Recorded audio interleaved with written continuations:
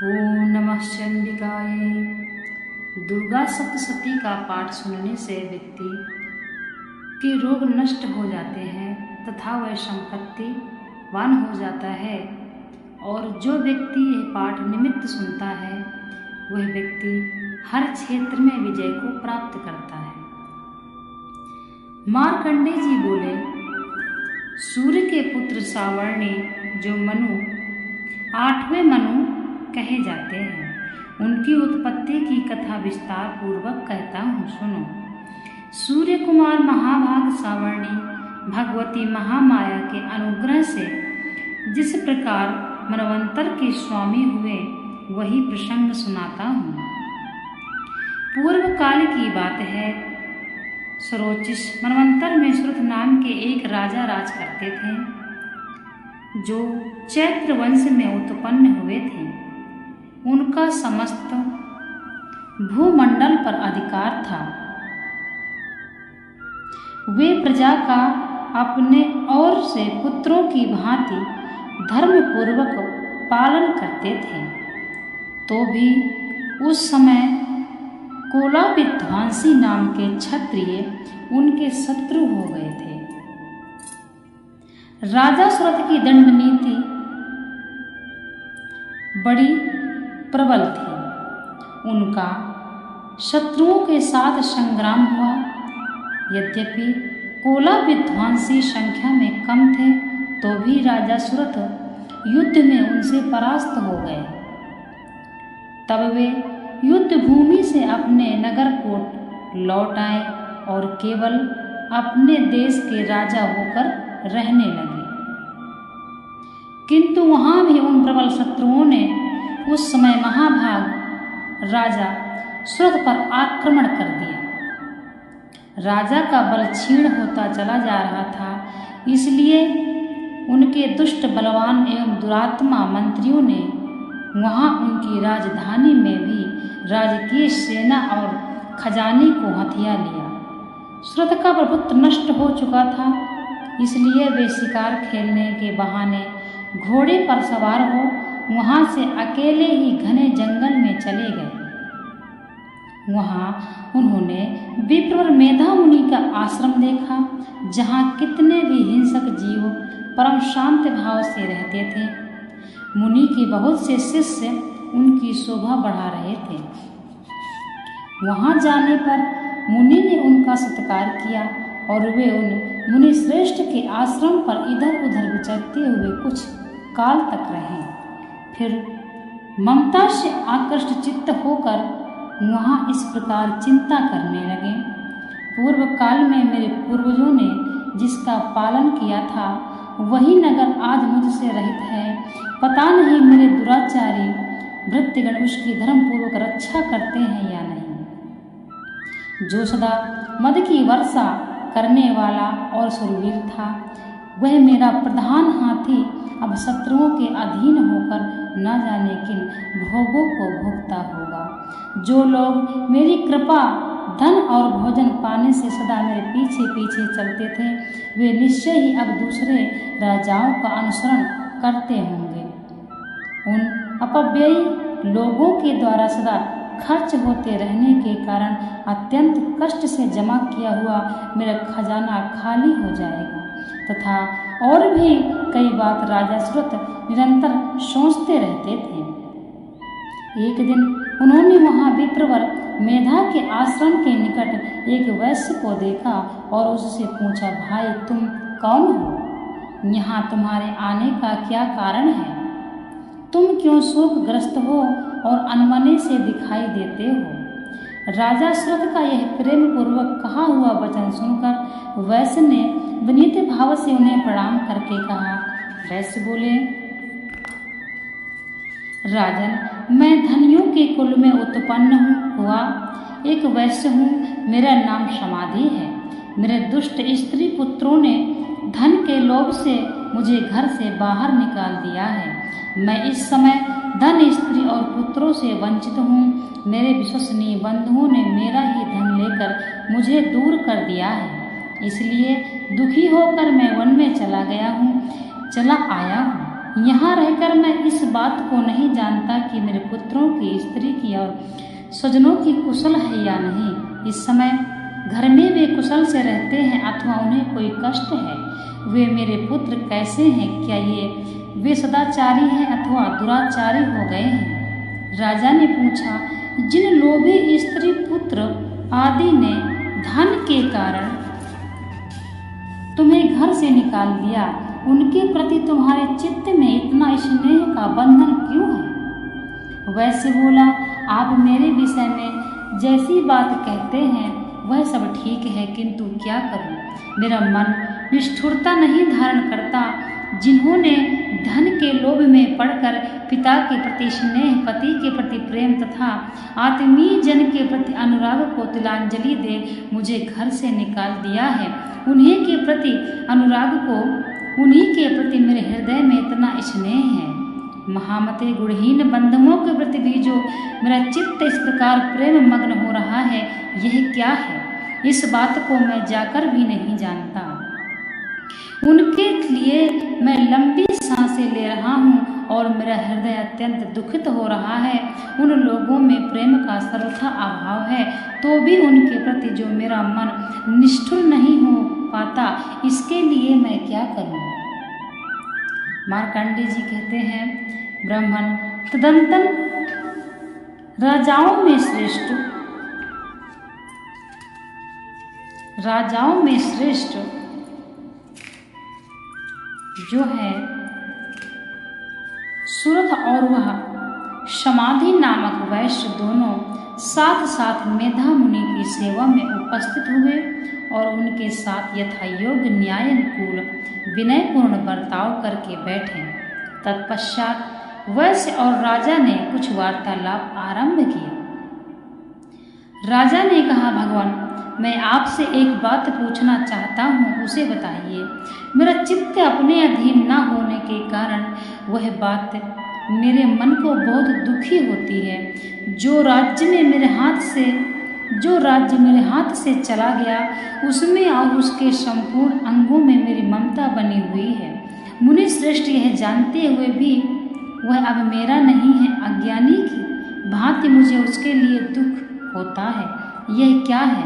इधर यह वैश्य भी घर से अपमानित होकर आया है, इसके पुत्र, स्त्री और भृत्यों ने इसे छोड़ दिया है, स्वजनों ने भी इसका परित्याग कर दिया है, तो भी यह उनके प्रति अत्यंत हार्दिक स्नेह रखता है। इस प्रकार यह तथा मैं दोनों ही बहुत दुखी हैं। जिसमें प्रत्यक्ष दोष देखा गया है, उस विषय के लिए भी हमारे मन में ममता जनित आकर्षण पैदा हो रहा है। महाभाग, हम दोनों समझदार हैं, तो भी हमें जो मोह पैदा हुआ है, यह क्या है? विवेक शून्य पुरुष की भांति मुझमें और इसमें भी यह मूढ़ता प्रत्यक्ष दिखाई देती है। ऋषि बोले, महाभाग, विषय मार्ग का ज्ञान सब जीवों को है, इसी प्रकार विषय भी सबके लिए अलग अलग है। कुछ प्राणी दिन में नहीं देखते और दूसरे रात में नहीं देखते, तथा कुछ जीव ऐसे हैं जो दिन में और रात्रि में बराबर ही देखते हैं। यह ठीक है कि मनुष्य समझदार होते हैं, किंतु केवल वे ही ऐसे नहीं होते। पशु, पक्षी और मृग आदि सभी प्राणी समझदार होते हैं। मनुष्यों की समझ भी वैसी ही होती है जैसी उन मृग और पक्षियों की होती है, तथा जैसी मनुष्यों की होती है वैसी ही उन मृग, पक्षी आदि की होती है, तथा अन्य बातें भी प्रायः दोनों में समान ही होती हैं। समझ होने पर भी इन पक्षियों को तो देखो, ये स्वयं भूख से पीड़ित होते हुए भी मोहवश बच्चों की चोंच में कितने चाव से अन्न के दाने डाल रहे हैं। नरश्रेष्ठ, क्या तुम नहीं देखते कि ये मनुष्य समझदार होते हुए भी लोभवश अपने किए हुए उपकार का बदला पाने के लिए पौत्रों की अभिलाषा रखते हुए, यद्यपि उन सब में समझ की कमी नहीं है, तथापि वह संसार की स्थिति बनाए रखने वाले भगवती महामाया के प्रभाव द्वारा ममता में भंवर से युक्त मोह के गहरे गर्त में गिराए गए हैं। इसलिए इसमें आश्चर्य नहीं करना चाहिए। जगदीश्वर भगवान विष्णु की योग निद्रा रूपा जो भगवती महामाया है, उन्हीं से यह जगत मोहित हो रहा है।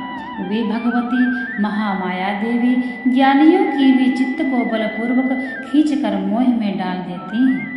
वे ही इस संपूर्ण चराचर जगत की सृष्टि करती हैं तथा वे ही प्रसन्न होने पर मनुष्य की मुक्ति के लिए वरदान देती हैं। वे ही पराविद्या, संसार बंधन और मोक्ष की हेतुभूता सनातनी देवी तथा संपूर्ण ईश्वरों की भी अधीश्वरी है। राजा ने पूछा, भगवान जिन्हें आप महामाया कहते हैं, वे देवी कौन है? ब्राह्मण, उनका आविर्भाव कैसे हुआ तथा उनके चरित्र कौन कौन हैं? ब्रह्मवेत्ताओं में श्रेष्ठ महर्षि उन देवी का जैसा प्रभाव हो, जैसा स्वरूप हो और जिस प्रकार प्रादुर्भाव हुआ हो, वह सब मैं आपके मुख से सुनना चाहता हूँ। ऋषि बोले, राजन वास्तव में तो देवी नित्य स्वरूपा ही है। संपूर्ण जगत उन्हीं का रूप है तथा उन्होंने समस्त विश्व को व्याप्त कर रखा है। तथापि उनका प्रकट अनेक प्रकार से होता है, वह मुझसे सुनो। यद्यपि वे नित्य और अजन्मा हैं, तथापि जब देवताओं का काल सिद्ध करने के लिए प्रकट होती हैं, उस समय लोक में उत्पन्न हुई कहलाती हैं। कल्प के अंत में जब संपूर्ण जगत एकावरण में निमग्न हो रहा था और सबके प्रभु भगवान विष्णु शेष नाग की सैया बिछाकर योग निद्रा का आश्रय ले सो रहे थे, उस समय उनके कानों के मैल से दो भयंकर असुर उत्पन्न हुए, जो मधु और कैटभ के नाम से विख्यात थे। वे दोनों ब्रह्मा जी का वध करने को तैयार हो गए।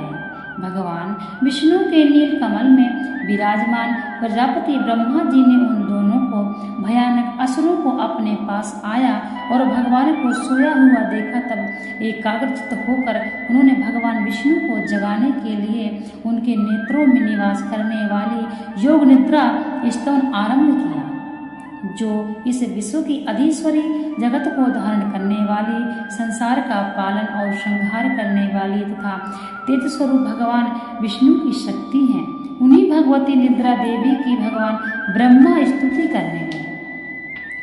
ब्रह्मा जी ने कहा, देवी तुम ही स्वाहा हो, तुम ही स्वधा हो, तुम ही फटकार हो, स्वर हो, तुम्हारे ही स्वरूप है। तुम ही जीवनदायिनी सुधा हो। नित्य अक्षर प्रणव में आकार, उकार, मकार इन तीन मात्राओं के रूप में तुम ही स्थित हो तथा तीन मात्राओं के अतिरिक्त जो बिंदु रूपा नित्य धर्म मात्रा है, जिसका विशेष रूप से उच्चारण नहीं किया जा सकता, वह भी तुम ही हो। देवी तुम ही संध्या सावित्री तथा परम जननी हो। देवी तुम ही इस विश्व ब्रह्मांड को धारण करती हो। तुमसे भी जगत सृष्टि होती है, तुम्ही से इसका पालन होता है और सदा तुम ही कल्प के अंत में सबको अपना ग्रास बना लेती हो। जगतमयी देवी, इस जगत की उत्पत्ति के समय तुम सृष्टि रूपा हो, पालन काल में स्थिति रूपा हो तथा कल्पांत काल समय संहार रूप धारण करती हो। तुम ही महाविद्या, महामाया, महामेधा, महास्मृति, महामोह रूपा महादेवी और महेश्वरी हो। तुम ही तीनों गुणों को उत्पन्न करने वाली सबकी प्रकृति हो। भयंकर काल रात्रि, महारात्रि और मोहरात्रि भी तुम ही हो। तुम ही श्री, तुम ही श्री, तुम ही हिंग, तुम ही बोध स्वरूपा बुद्धि हो। लज्जा, पुष्टि, तुष्टि, शांति और क्षमा भी तुम ही हो। तुम खड़ग धारणी, शूल धारणी, घोर रूपा तथा गदा, चक्र, शंख और धनुष धारणी करने वाली तुम ही हो। बाल, वसुंडी और परिगे ये भी तुम्हारे अस्त्र हैं। तुम सौम्य और समित्र हो। इतना ही नहीं, जितने भी सौम्य और सुंदर पदार्थ हैं, उन सभी की अपेक्षा तुम अत्यधिक सुंदरी हो।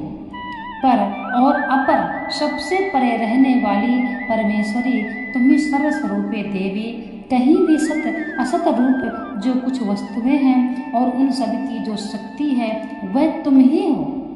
ऐसी अवस्था में तुम्हारी स्तुति क्या हो सकती है, जो इस जगत की सृष्टि, पालन और संहार करते हैं, उन भगवान की जब तुमने निद्रा के अधीन कर दिया है, तब तुम्हारी स्तुति करने में यहाँ कौन सामर्थ्य हो सकता है। मुझको, भगवान शंकर को तथा भगवान विष्णु को भी तुमने ही शरीर धारण कराया है, अतः तुम्हारी स्तुति करने की शक्ति किसमें है। देवी, तुम तो अपने इन उदर प्रभावों से भी प्रशंसित हो। ये जो दोनों दुर्घर्ष असुर मधु और कैटभ हैं, इनको मोह में डाल दो और जगदीश्वर भगवान विष्णु को शीघ्र ही जगा दो। साथ ही इनके भीतर इन दोनों महान असुरों को मार डालने की बुद्धि उत्पन्न कर दो। ऋषि कहते हैं, राजन, जब ब्रह्मा जी ने वहाँ मधु और कैटभ को मारने के उद्देश्य से भगवान विष्णु को जगाने के लिए तमोगुण की अधिष्ठात्री देवी योग निद्रा की इस प्रकार स्तुति की, तब वे भगवान के नेत्र, मुख, नासिका, बाहु, हृदय और वक्ष स्थल से निकलकर अव्यक्त जन्मा ब्रह्मा जी के दृष्टि के समक्ष खड़ी हो गई। योग निद्रा से युक्त मुक्त होने पर जगत के स्वामी भगवान जनार्दन उस एकावर्ण में जल में शेषनाग की शैया से जाग उठे। फिर उन्होंने उन दोनों असुरों को देखा। वे दुरात्मा मधु और कैटभ अत्यंत बलवान तथा पराक्रमी थे तथा क्रोध से लाल आंखें किए ब्रह्मा जी को खा जाने के लिए उद्योग कर रहे थे। तब भगवान श्री हरि ने उठकर उन दोनों के साथ 5000 वर्षों तक केवल महायुद्ध किया। वे दोनों ही अत्यंत बल के कारण उत्मत्त हो रहे थे। इधर महामाया ने भी उन्हें मोह में डाल रखा था, इसलिए वे भगवान विष्णु से कहने लगे, हम तुम्हारी वीरता से संतुष्ट हैं, तुम हम लोगों से कोई वरदान मांगो। श्री भगवान बोले, यदि तुम दोनों मुझ पर प्रसन्न हो तो अब मेरे हाथों से मारे जाओ। बस इतना सा ही मैंने वर मांगा है, यहाँ दूसरे किसी वर से क्या लेना है। ऋषि कहते हैं, इस प्रकार धोखे में आ जाने पर जब उन्होंने संपूर्ण जगत में जल ही जल देखा, तब भगवान कमल नयन से कहा, जहाँ पृथ्वी जल में डूबी हुई ना हो, जहाँ सूखा स्थान हो, वहीं हमारा वध करो। ऋषि कहते हैं, तब तथास्तु कहकर शंख और चक्र गदा धारण करने वाले भगवान ने उन दोनों के समस्त अपनी जांघ पर रखकर, उन दोनों के मस्तक अपनी जांघ पर रखकर चक्र से काट डाले। इस प्रकार ये देवी महामाया ब्रह्मा जी की स्तुति करने पर स्वयं प्रकट हुई थी। अब पुनः तुमसे उनके प्रभाव का वर्णन करता हूँ, सुनो।